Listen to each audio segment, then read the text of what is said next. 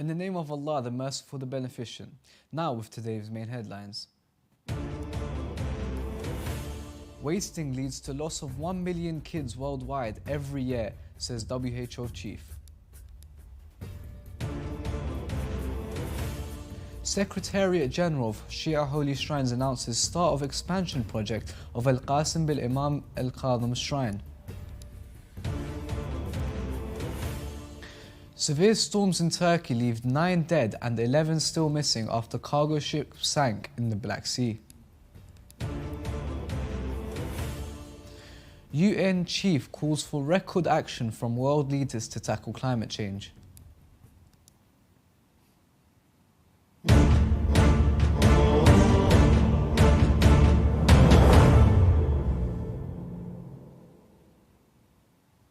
Assalamu alaikum dear viewers, this is Emil Ma'ash and you're watching Shia Waves live from London, only on Imam Hussein TV 3. The World Health Organization chief on Monday warned that an estimated 1 million children a year die worldwide because of wasting. Tedros pointed out that globally 45 million children under the age of 5 or 1 in 15 are suffering from wasting, a condition where they are dangerously thin for their height. He further noted that nearly 14 million of these children, over 1/3, suffer from severe wasting, putting them at the highest risk of mortality. Moderately or severely wasted children are 11 times more likely to die due to their weakened immune response to diseases such as diarrhea and pneumonia. The one-day summit focuses international attention on the deepening global food security crisis and helps boost efforts to achieve zero hunger and end malnutrition. To discuss this further, we have with us Dr. Ali Horayat from London, who is an international relations expert. Assalamu alaikum, Doctor. What is an easy-to-understand definition for wasted children and what dangers do they face? Alaikum assalam, and first of all, I want to express my gratitude for having me on your show. I would tell people that wasted children is defined as children who are severely malnutrition. The official definition takes into verbiage difficult terms such as 2 standard deviations and expected weight-height ratios in specific ages, specifically under 5. But most people don't have these average ratios. They don't have the knowledge for them memorized in the ways that pediatricians would, for example. So it would be really easy for people to understand that this means children who are severely thin, children who are severely malnutritioned, children who are not going to grow to their adequate capacity, and those who are under the age of 5, from birth to 5, who need this support.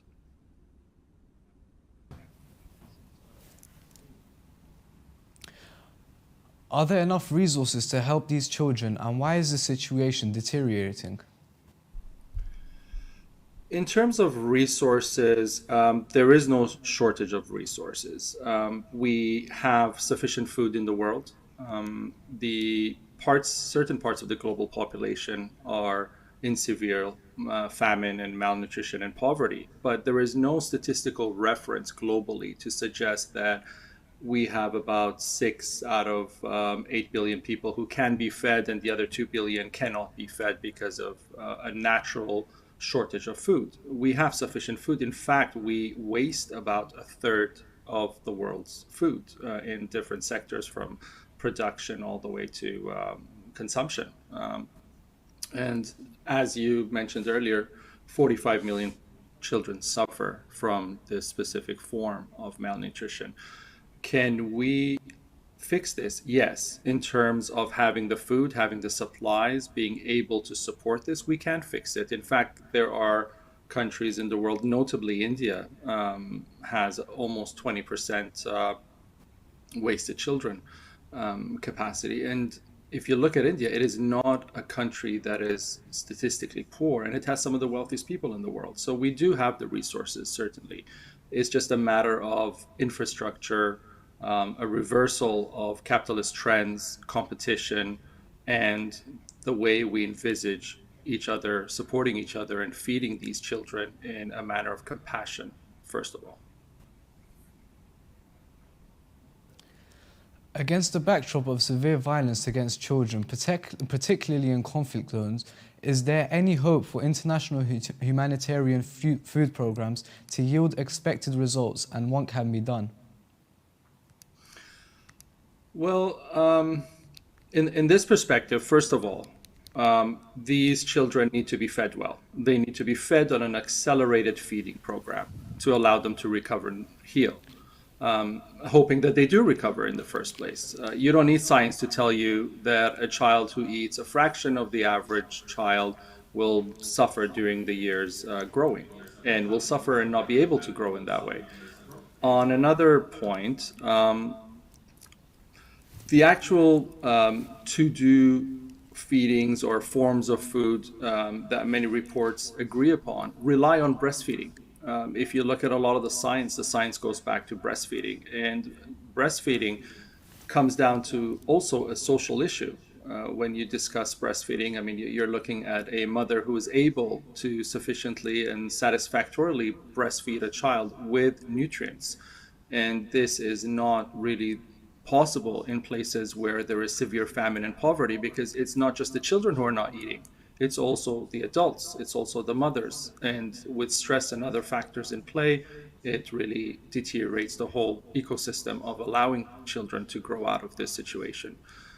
And then you, of course, have issues like infectious diseases, which are not treated in babies in certain parts of the world that suffer mostly from this because they don't have access to the same privileges we do in the UK or North America. And so they suffer. And when they go untreated, these infectious diseases support the malnutrition. And through issues like diarrhea, severe diarrhea, they end up potentially, unfortunately, into death. And of course, speaking of the infectious diseases and such problems, there is the issue of clean water and sanitation, where a lot of children do not have access to clean water when you look at the factors that support malnutrition and especially wasted children. Now, a lot of organizations, a lot of charities, NGOs, the UN, the WHO, even certain governments are trying to support this by including micronutrients and by including food supplies, micronutrients such as zinc, for example, or food supplies to a lot of these malnutrition children.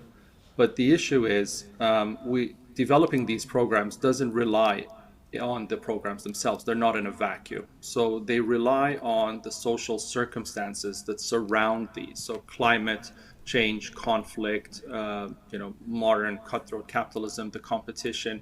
These are all true enemies of the organizations that are trying to support children through feeding programs.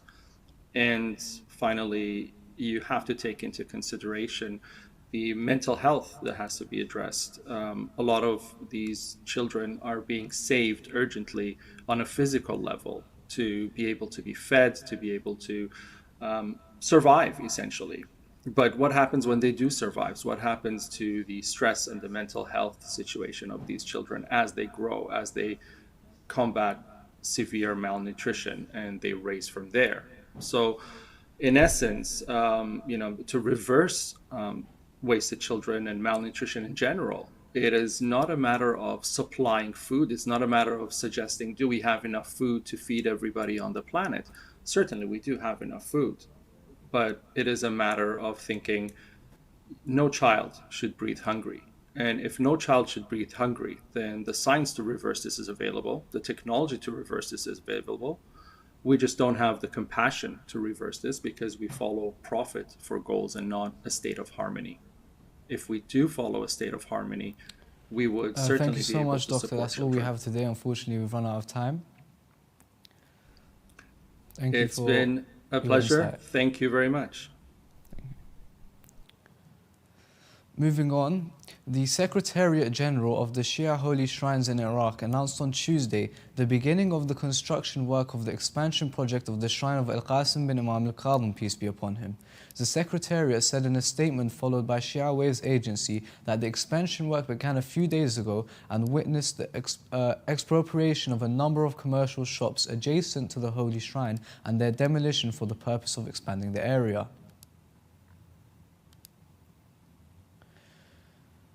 Severe storms and flooding have left 9 people dead across Turkey, officials said on Monday, including one seaman who died when a cargo ship sank off Turkey's Black Sea coast. 11 other crew members were reported missing. In neighbouring Bulgaria, gale-force winds and heavy rain and snow claimed the lives of 2 people on Sunday and disrupted power supplies. Officials declared a state of emergency in the Black Sea city of Varna. Let's take a look at today's main headlines. Wasting leads to loss of 1 million kids worldwide every year, says WHO chief. Secretariat General of Shia Holy Shrines announces start of expansion project of Al-Qasim bin Imam Kadhim's shrine. Severe storms in Turkey leave 9 dead and 11 still missing after cargo ship sank in Black Sea. Also tonight,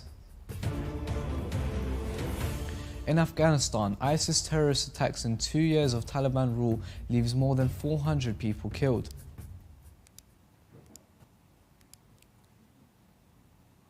UN Secretary General Antonio Guterres on Monday called for record action from world leaders to tackle climate change.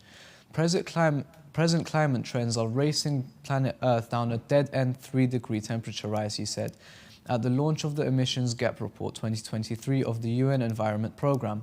All of this is a failure of leadership, a betrayal of the vulnerable people, and a massive missed opportunity, he said, urging leaders to drastically improve their policies with record ambition, record action, and record emission reductions.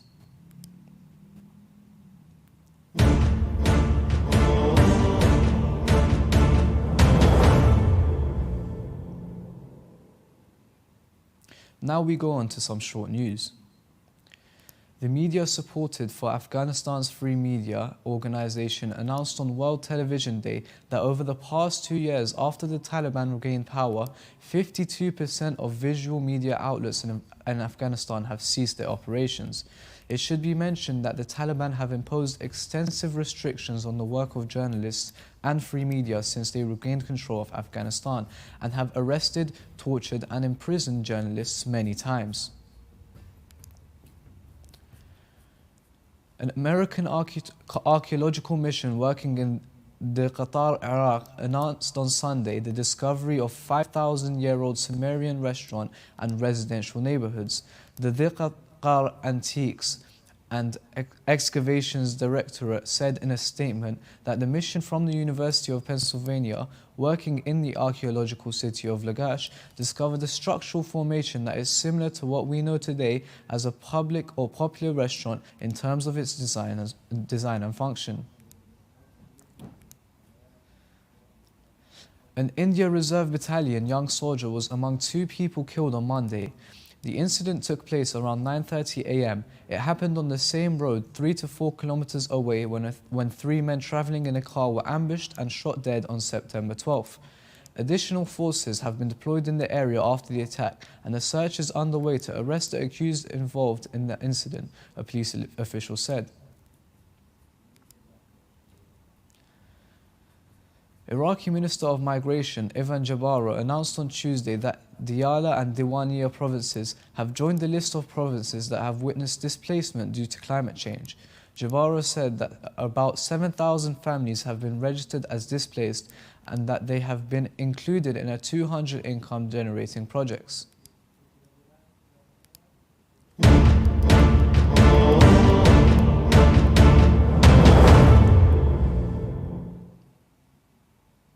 In the 2 years since the Taliban took over power in Afghanistan, ISIS group's Khorasan branch, ISIS-K, has conducted at least 16 major attacks in various parts of the country, resulting in 427 deaths and 673 injuries, a local outlet has reported. More details in the following report. The Afghan-based news agency AMU published an article today to highlight its findings on the horrible terrorist attacks mainly affecting the Shia community in Afghanistan. According to the report, the attacks predominantly targeted the Hazara and Shia communities in Afghanistan, with 9 specific incidents. The remaining involved general targets and assassinations of senior local Taliban officials.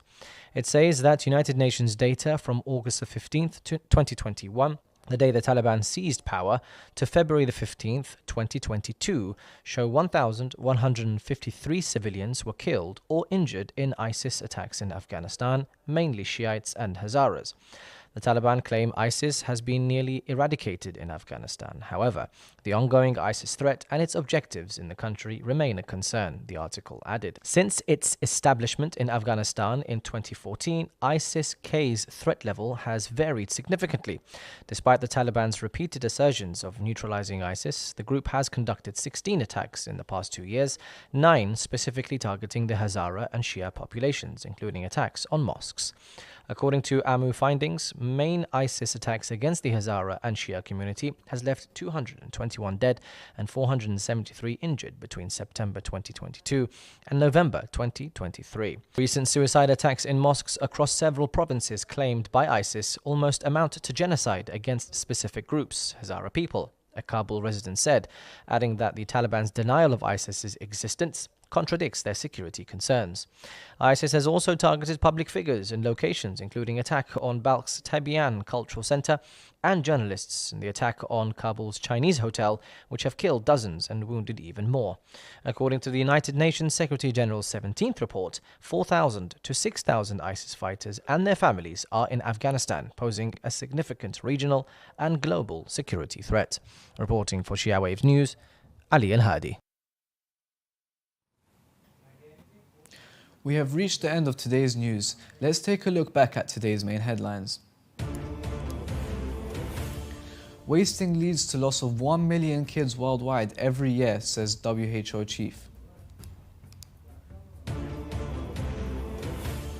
Secretariat General of Shia Holy Shrines announces start of expansion project of Al-Qasim bin Imam Al-Khadam Shrine. Severe storms in Turkey leave 9 dead and 11 still missing after cargo ship sank in Black Sea.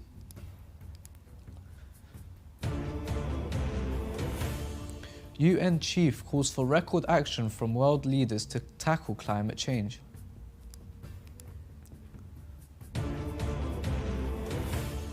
In Afghanistan, ISIS terrorist attacks in 2 years of Taliban rule leave more than 400 people killed.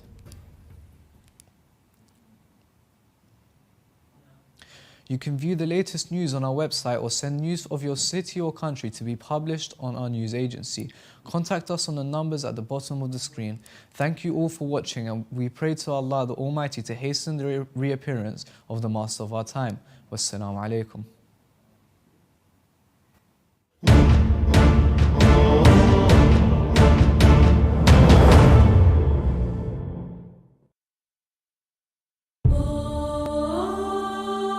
I am the sun, the star at the center of your universe. I am a wondrous threat made of hydrogen and helium.